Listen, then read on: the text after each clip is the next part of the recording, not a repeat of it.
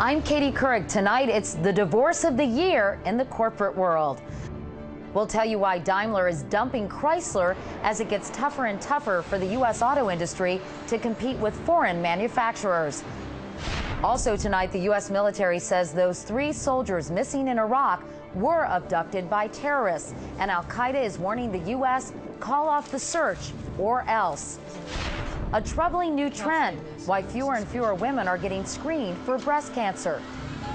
And the competition for your kids. They have money to spend, and corporate America is out to get them. A special series begins tonight. This is the CBS Evening News with Katie Couric. Hello, everyone. It made headlines around the world when they got hitched, but a lot of people wondered if it would last. It didn't. Today, they announced they're splitting Daimler and Chrysler. Daimler is selling its Chrysler division for nearly $7.5 billion. Just the latest sign of trouble for an American auto industry struggling against tough foreign competition. We have 2 reports tonight, beginning with our business correspondent, Anthony Mason. Okay. It was the end of a troubled marriage. After 9 years of unhappy partnership with Chrysler, Daimler, the German auto giant, today formally filed for divorce. With this transaction, we have created the right conditions for a new start for Daimler and Chrysler. Daimler, the parent company of Mercedes, will sell Chrysler back to an American firm, Cerberus Capital, led by former Treasury Secretary John Snow. Our objective here is a successful Chrysler. Cerberus is one of these private firms that buys up companies and straightens them out. And Cerberus is heavily invested in the auto industry, with stakes in Guilford Mills, the largest seat supplier in the U.S., and GMAC, the finance arm of General Motors. But what we really don't know is whether they can play in the big show. Now they're going to be running a major North American corporation. And it's a corporation in trouble. Sales of SUVs and trucks have tumbled. After losing nearly $1.5 billion last year, Chrysler's laying off 13,000 employees. So some Chrysler workers welcomed a change. We just hope this company will take better care of us. At the altar 9 years ago, Daimler and Chrysler promised it was a marriage made in heaven. How would you describe the Daimler-Chrysler merger? A fiasco. Former Chrysler chairman Lee Iacocca, No cars are perfect, but these come pretty close. who rescued the company from bankruptcy in the 1980s, says they never made the synergies work. Mergers alone don't guarantee, bigness doesn't guarantee better, you know. They didn't have a plan to do that. That's why it failed. And now they're throwing it off, really. Daimler paid $36 billion to buy Chrysler. They're selling it for a fifth of that. $7.4 billion US dollars. In the end, Daimler was ready to pay any price for a divorce. Because as part of the deal, Cerberus will assume Chrysler's health care liabilities. And Katie, that adds up to about $18 billion. And Anthony, what impact will this have on American car buyers? It's not going to change your experience here at the dealership, Katie. Cerberus has said it intends to keep the management at Chrysler. That's the head, Tom Lasorda. They like his restructuring plan. That won't change. And here at the dealership level, if you have a warranty on your Chrysler, that's a contract. They have to honor it. All right, Anthony Mason. Anthony, thank you. Anthony mentioned those health care costs. The burden of paying benefits will certainly be an issue in contract talks this summer. The average union auto worker makes $27 an hour. Add in benefits for workers and retirees, and the cost to the automaker is close to $70 an hour. And therein lies a very big problem. Here's Nancy Cordes. If you want to know why U.S. car makers are at such a competitive disadvantage, just check out what's really behind that sticker price. For every car that rolls off their U.S. assembly lines, GM, Ford, and Daimler Chrysler shell out an average of $1,360 for something called legacy costs. That's $800 for retiree health care, $360 for retiree pension plans, and $200 for workers whose jobs have been eliminated. Compare that to Toyota. The burden for its U.S. retirees is less than $100 per car. little bit of a history lesson here. If you go back 30, 40 years ago, when they were negotiating with the union, the car company said, you know, we don't really want to give you a whole lot more money. Instead, we'll give you a pension. In fact, we'll give you health care. In fact, we'll give retirees their full health care as well. Nobody knew that those costs would spiral out to the big billions of dollars that they are today. Take GM, once nicknamed Generous Motors. Today, retirees outnumber workers practically 3 to 1. The company pays more for health care than it does for steel. All this means the U.S. automakers have less money to sink into design and materials than their foreign counterparts, driving sales and their bottom line down even further. Chrysler's new private owners are expected to push the powerful auto workers union to finally give up some of those expensive perks. If we reach a point where it's no longer economical to manufacture automobiles or to manufacture, period, then we're in a very serious situation as a country. In fact, the Detroit Three warn if they can't cut labor costs, they'll be forced to move more or all of their production overseas. They'd be American cars in name only. Nancy Cordes, CBS News, Washington. Tonight, something else that will affect U.S. automakers' new mileage standards. President Bush signed an executive order today that could force them to build more fuel-efficient cars. That would mean good news at the pump, where the price of gasoline hit an all-time high today, a nationwide average of $3.10 a gallon for self-serve regular. Now to Iraq. 5 American soldiers were killed today in attacks in and around Baghdad. Meanwhile, a desperate search continues for 3 other soldiers kidnapped by terrorists after a deadly ambush over the weekend 20 miles south of the capital. Thousands of U.S. and Iraqi troops are involved in that search. The latest now from Mark Strassman in Baghdad. From the Triangle of Death, news of the U.S. search today went from bad to ominous. 3 American soldiers aren't just missing, they're captives. At this time, we believe they were abducted by terrorists belonging to al-Qaeda or an affiliated group. And this assessment is based on highly credible intelligence information. The Islamic State in Iraq, a front for al-Qaeda, claims, without proof yet, that it captured them. It was a brazen ambush, Saturday, 4:44 a.m. local time. Explosions, then gunmen attacked 2 parked Humvees that had been on patrol. Instantly, radio silence. 15 minutes later, a reconnaissance plane spots the burning vehicles. 5:40 a.m., reinforcements arrive, slowed for nearly an hour, dodging roadside bombs.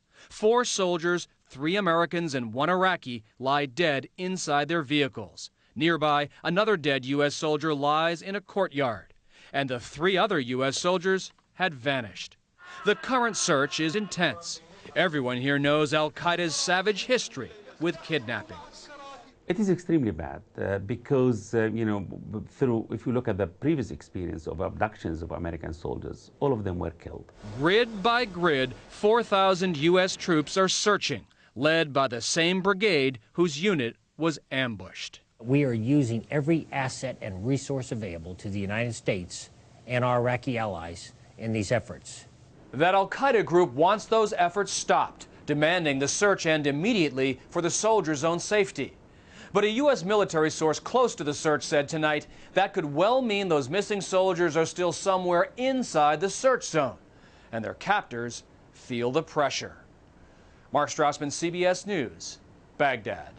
The cost of rebuilding Iraq was supposed to be paid for with money from the sale of Iraqi oil, but it turns out millions of barrels of oil have simply disappeared. More on that tonight from Cheryl Atkinson on Capitol Hill. With Iraq's government under growing pressure to show improvements on all levels, there's bleak news tonight on the energy front. A GAO report obtained by CBS News finds huge amounts of Iraqi oil is vanishing every day due to widespread corruption, smuggling, and other illicit activities. As a result, oil and electricity production in the war-torn country are falling short, despite 4 years of effort and the substantial resources expended. This is especially sobering news because oil exports account for 90% of Iraq's government revenues. According to the GAO, Iraq pumps about 2 million barrels of crude a day, but 100 to 300,000 barrels a day are unaccounted for. That's at least $35 million in lost revenue per week. On top of that, up to 30% of refined fuels like gasoline is being diverted to the black market or smuggled out of Iraq. It wouldn't be a stretch to say that there's some corruption going at the highest levels of government that see this as an easy source of revenue. When it comes to electricity, there's an equally pessimistic view. U.S. taxpayers have already spent $5 billion on Iraq's electric system, but in 2006, the country only managed to generate half the electricity the country needs. And just 3 months ago, the GAO says Baghdad's residents went without power an average of 15 hours a day, 19 hours for those outside the capital. The disappointing analysis couldn't come at a worse time politically. With Congress looking for tangible signs of progress, the looting and mismanagement of Iraq's most precious resource is another casualty of war. Cheryl Atkinson, CBS News, Capitol Hill. Meanwhile, all members of the U.S. military are being told that certain websites are off limits, and that's an order. The Pentagon has blocked access to MySpace, YouTube, and 9 other sites. Officials say soldiers posting videos on those sites have put a strain on the system, and there's concern users could open the system to hackers who could steal sensitive information. Now, this only affects the military computer system. Soldiers can still access those sites using their personal computers and accounts.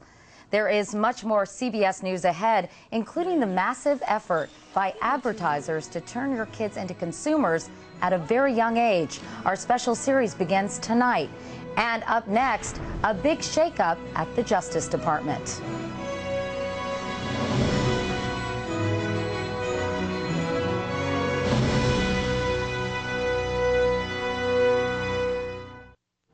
There is more fallout tonight from the firings of those 8 U.S. attorneys. The number 2 man at the Justice Department, Deputy Attorney General Paul McNulty, is resigning. Bob Orr is our CBS Justice correspondent. Bob, how significant is this? Well, Katie, it's quite significant because this is the highest-ranking Justice Department official to date to resign in the midst of that scandal over the firings of U.S. attorneys. His name is Paul McNulty, the second in command under Attorney General Alberto Gonzales, and he says he will leave later this summer. In a statement, McNulty said the financial realities of college-age children and 2 decades of public service lead me to a long overdue transition. However, this announcement today comes just 3 months after the deputy AG ran into trouble testifying on Capitol Hill. At that time, he told Congress one of the U.S. attorneys was fired to make way for a political friend of White House advisor Karl Rove. Attorney General Gonzales later challenged that explanation. Now, aides say McNulty has been upset about being linked in any way to the prosecutor's scandal, but in any case, he is the 3rd top Justice Department official to leave in recent months. Gonzales's liaison to the White House, Monica Goodling, and also his chief of staff, Kyle Sampson, have also resigned. For his part, the Attorney General says he has no intention of going anywhere. Katie? Bob Orr reporting from Washington tonight. Thank you, Bob. Now to those wildfires in the South. Firefighters battling that huge fire in Georgia and Florida are not getting any help from the weather. In fact, the winds kicked up today, which could fan the flames. That fire has burned more than 240,000 acres, and it's still only about 30% contained. The cloud of smoke could be seen as far south as Miami, more than 300 miles away. Over to the post office now, where the cost of mailing a letter rose today from 39 to 41 cents. But there's a way to beat the cost of future rate hikes, the new Forever stamp. Buy it now for 41 cents, and it's good for first-class postage forever, no matter how much the rates go up. Coming up next, a new trend in breast cancer screening, and it's not a good one. There is troubling news tonight in the fight against breast cancer. A government report out today says that for the first time in 2 decades, fewer women are getting screened for the disease. In 2000, 70% of women over 40 had mammograms, but by 2005, that had dropped to just 66%. That means more than 23 million women did not get screened that year. And the most significant drop came in the group most at risk, women over 50. Dr. John LaPook is our CBS News medical correspondent. John, obviously this isn't good news. What's behind the drop? Part of it may be that women are becoming complacent. women have stopped taking hormone replacements during menopause because hormones were linked to breast cancer. They may think, hey, I'm out of the woods, but actually they still need to get screened. Also, nationwide, it just seems to be harder to find a place to get a mammogram. It's not a great business for radiologists who are afraid of getting sued, and also mammograms don't bring in a lot of money. Meanwhile, breast cancer rates have dropped, haven't they? They definitely have dropped, and part of that is real, but part of it actually may be misleading. You're going to be picking up fewer breast cancers if you're doing fewer mammograms, right? So it's important to do the mammograms early enough so you pick up those lesions early, treat them early, rather than waiting a couple of years and having them be too late to be treated. What other kind of screening methods exist? There's ultrasound and there's MRI, but these are on top of, not instead of mammograms. Mammograms, as an expert told me today, are the only screening breast cancer test that's been shown to actually save lives. And let's review the guidelines while we're doing this so people at home know when they need to get screened. Right. If you're at average risk of breast cancer, then you should have your first mammogram at 40. And otherwise, if you're at higher risk, you should talk to your doctor about when you should start getting screened. If you have a family history, for example. For example. All right. Dr. John LaPook. John, thank you so much. For more about screening for breast cancer, you can go to our partner in health coverage at webmd.com and search mammogram. From adults, we turn next to the well-being of our kids and the barrage of advertising aimed directly at them. Our special series, Gotta Have It, the hard sell to kids, is next.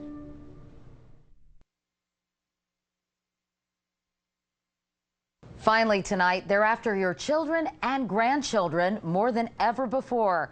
Corporations are spending nearly $17 billion a year trying to sell their products to our kids. And with good reason. Kids 8 to 12 spend $30 billion a year of their own money. That's about $1,500 a child. And they influence another $150 billion in spending by their parents. Kids are an easy target for advertisers. By age 2, the average child is watching an hour and a half of TV every day. And movie stars like Spider-Man and Shrek are becoming pitchmen, too. What's the impact of this on our children? Tonight, we begin a series we're calling Gotta Have It, the hard sell to kids. Kid, what's up with you? Let's get up and play. The partnership looked good on paper. The U.S. Department of Health and Human Services teaming up with DreamWorks Animation to use the wildly popular movie character Shrek to get kids off the couch. Get up and play an hour a day. Ouch! But beyond the public service, the studio's also going after promotion through tie-ins with over 70 food products, some healthy, some junk. An irony not lost on one late-night TV show. That's why Shrek gets an additional tip of my hat for finding other ways to spread his message of health through joint ventures with Snickers, Pop-Tarts, Skittles, Cheetos. But it's no laughing matter to Dr. Susan Lin, a psychologist and co-founder of the Campaign for a Commercial-Free Childhood. She thinks Shrek's public service ads should be pulled. What's wrong with using Shrek to encourage kids to exercise? It seems pretty noble to me. It's incredibly hypocritical. Using Shrek to promote exercise on the one hand and pitch for junk food on another hand is emblematic of the ways that the food industry, the advertising industry, and in this instance, the government, are actually selling kids out. Hey, boys and girls, it's Cali here. From Hummers and Happy Meals to American Express gift cards just for teens, today more than ever, kids are inundated with advertising, some that targets even the youngest children. The 0 to 3 market, how much money does that market represent to corporate America? It's a $20 billion market. Susan Gregory Thomas is an investigative journalist and author of the book Bye Bye Baby.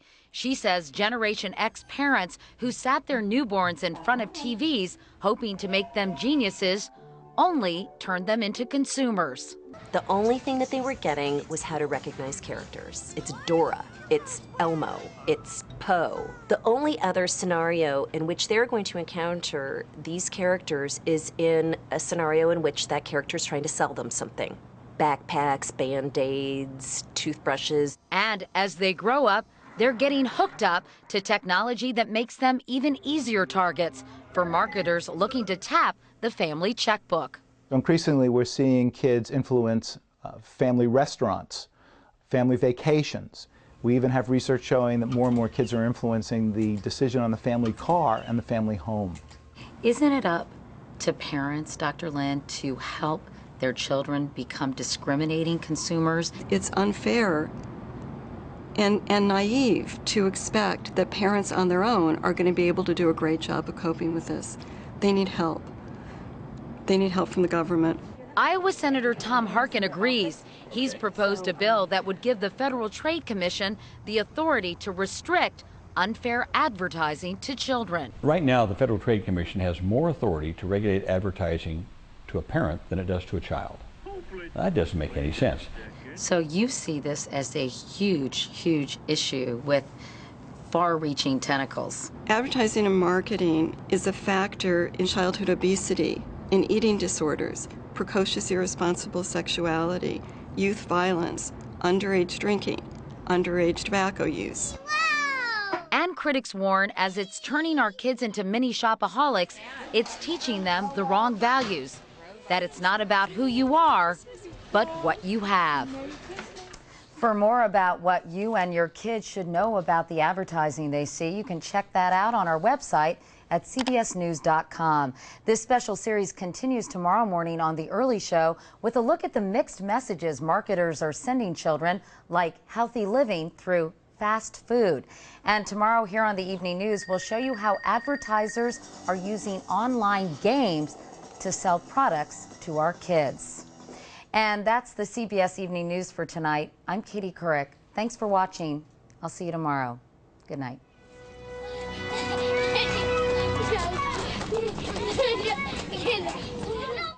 CBS News. See it now, anytime, anywhere.